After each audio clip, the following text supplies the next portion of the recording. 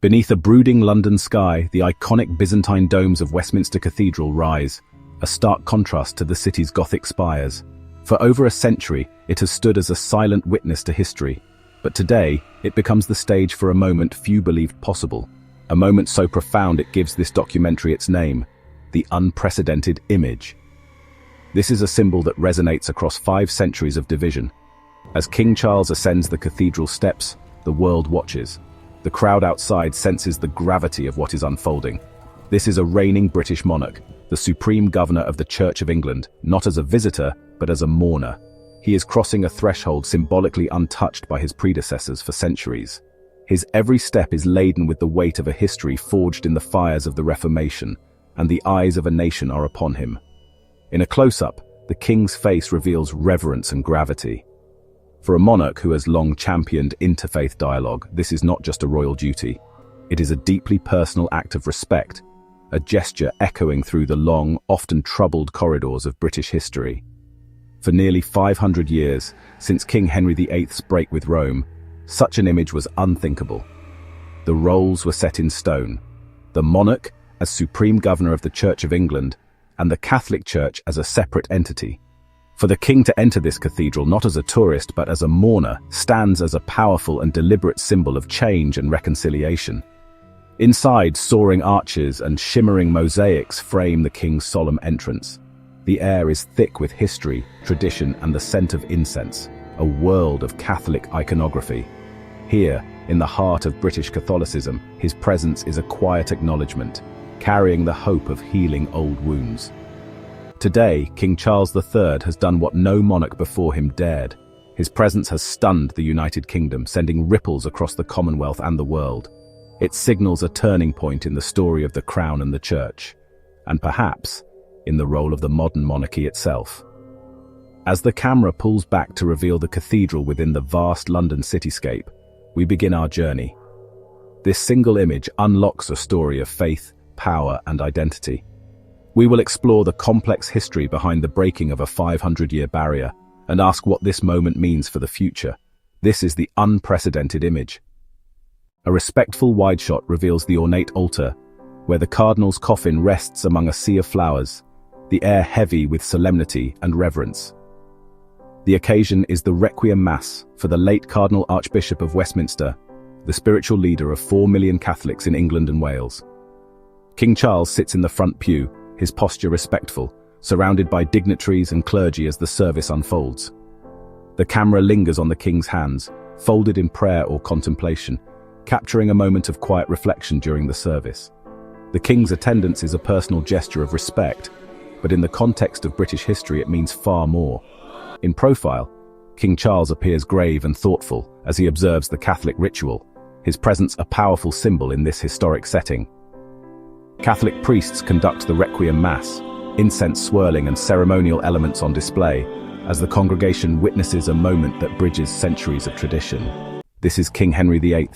His portrait captures a defiant monarch, but also a man driven by a desperate need, a male heir.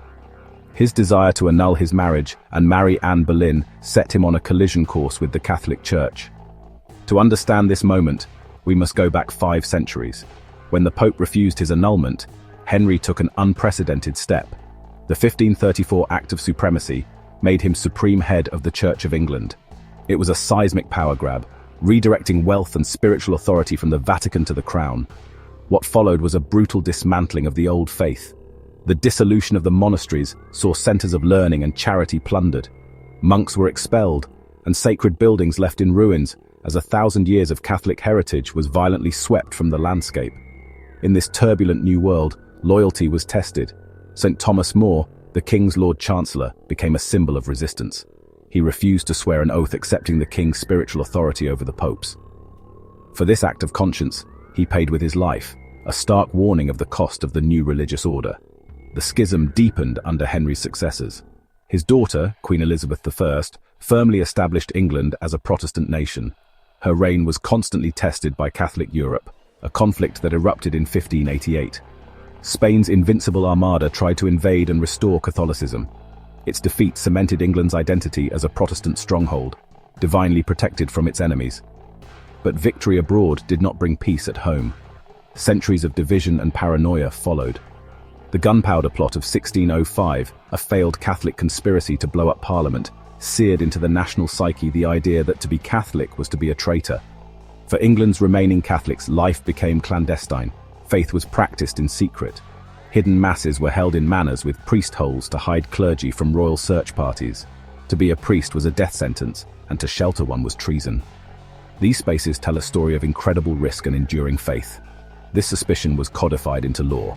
The penal laws systematically stripped Catholics of their rights, barring them from voting, holding public office, or serving in the military.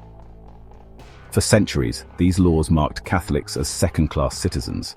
The monarch's role, enshrined in the coronation oath, was to be defender of the faith, specifically the Protestant faith, defined against Catholicism. This created a wound at the heart of the nation, a division shaping British identity for nearly 500 years. It is this history that makes the sight of a British monarch inside a Catholic cathedral not just unusual, but historic. A wide shot reveals the Eucharist at the altar, priests performing the sacred ritual as the congregation looks on in solemn silence. But today, that wound was healed. The king's simple, dignified presence was a quiet declaration that the ancient enmities are over. An intimate close-up captures the king's face, showing genuine reverence and respect during the service. A sweeping, wide interior shows the king among the congregation, marking this historic moment. By bowing his head in a Catholic cathedral, the supreme governor of the Church of England offered a gesture of Christian brotherhood that transcended his own title and 500 years of conflict. After the service, the king offers personal condolences to bishops and clergy, a respectful moment of reconciliation. A symbolic close-up shows King Charles shaking hands with a Catholic bishop, bridging the divide. The final wide shot shows the king departing the cathedral, completing the act of reconciliation. The reaction has been one of universal praise. Religious leaders have hailed it as a landmark moment in ecumenical relations. A beautiful and historic moment of shared faith, establishing wide shot of St. Peter's Basilica in Vatican City at golden hour. The Vatican, a papal spokesman, is shown expressing the Pope's deep gratitude and spiritual closeness to the king. Medium shot of a royal historian in a studio, authoritative and composed. Historians, royal experts and historians are shown on news programs, explaining the profound significance of the act. This is Charles defining his reign. Quick montage of broadcast news clips and headline crawls, rapid paste edit. Historians are already calling it one of the most significant symbolic acts of his reign. Montage of ordinary British citizens reacting on streets and in cafes, emotional, varied close-ups. The public has been stunned and moved by a gesture of profound unity. Modern animated graphics of social feeds, likes, trending tags, and positive comments. For centuries, the British monarch has held the title Defender of the Faith, a role forged in the Reformation, binding the crown to the Church of England.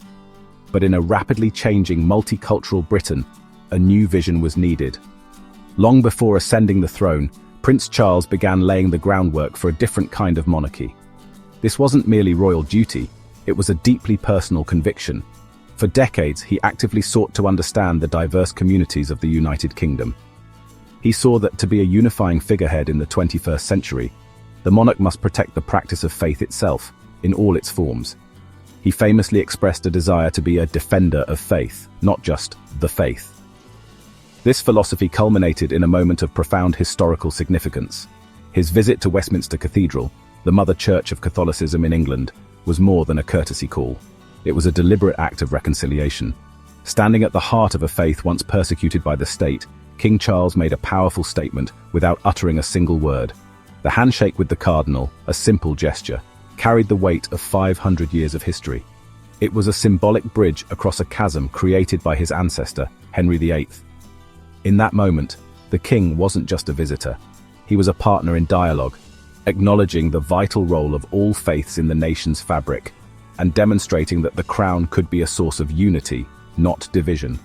In a world often fractured by religious divides, this quiet act of respect resonated far beyond the cathedral walls.